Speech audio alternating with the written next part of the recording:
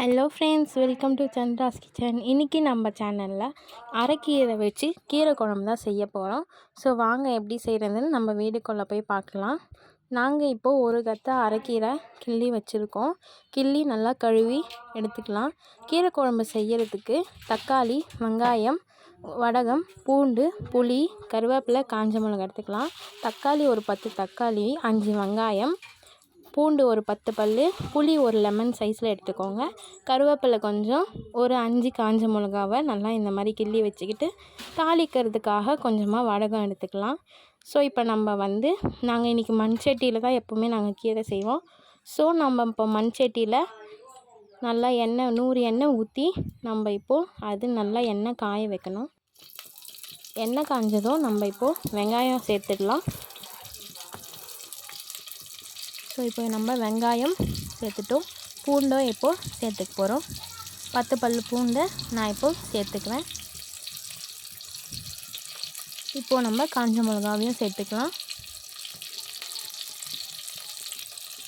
கருவேப்பிலையும் கூடவே சேர்த்துக்கலாம். சேர்த்துட்டு இதை நம்ம நல்லா கிளறி விட்டுக்கலாம்.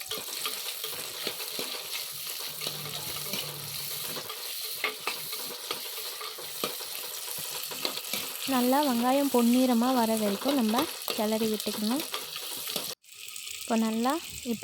இப்போ தான் நம்மளுக்கு வெங்காயமே வேக ஸ்டார்ட் ஆகுது. ஸோ இன்னும் கொஞ்சம் நேரம் நம்ம கிளறி விட்டுக்கலாம்.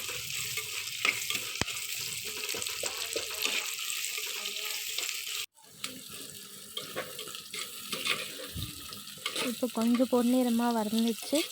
இப்போ நம்ம இன்னமும் கலரணும். ஏன்னா நம்மளுக்கு கோல்டன் கலரில் வந்தால் தான் குழம்பு நம்மளுக்கு டேஸ்ட்டாக இருக்கும்.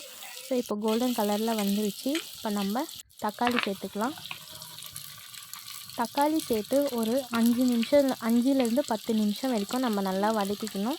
தக்காளி வெங்காயம் ரெண்டுமே நல்லா வதங்கின மாதிரி மாறணும். ஸோ அது வரைக்கும் நம்ம நல்லா வதக்கி எடுத்துக்கலாம். இப்போ கொஞ்சம் நேரத்தில் தக்காளி வெங்காயம் கொஞ்சம் தான் வதங்கிருக்கு. அதனால இன்னும் ஒரு 5 மினிட்ஸ் நம்ம நல்லா கிளறிக்கணும்.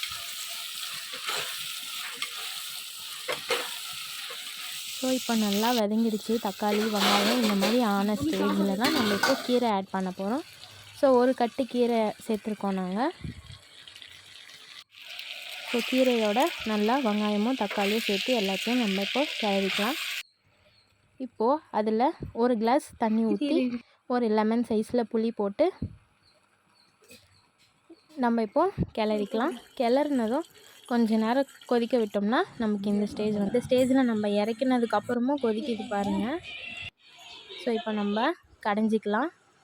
மிக்சியில் போடுறவங்க மிக்சியில் சேர்த்துக்கலாம். பட் நாங்கள் கடைஞ்சி தான் சாப்பிடுவோம். ஸோ நாங்கள் கடையிறோம். இப்போ நல்லா கடைஞ்சிக்கலாம்.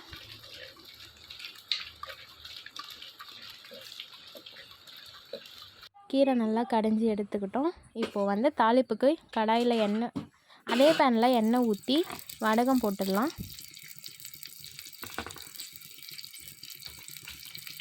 இப்போது காஞ்ச மிளகா ஒரு 4 காஞ்ச மிளகா கிள்ளி போட்டுக்கோங்க. கருவேப்பிலை சேர்த்துக்கோங்க. பச்சை மிளகா போடுறவங்க பச்சை மிளகா போட்டுக்கலாம். பட் காஞ்ச மிளகா இன்னும் டேஸ்ட்டு தரும். நீங்கள் மண் சட்டியில் செஞ்சிங்கன்னா இன்னுமே டேஸ்ட்டு நல்லாயிருக்கும். ஸோ இப்போ நல்லா இதெல்லாம் பொரிஞ்சு வந்ததுக்கப்புறம் கீரையை நம்ம அதில் சேர்த்துக்கலாம்.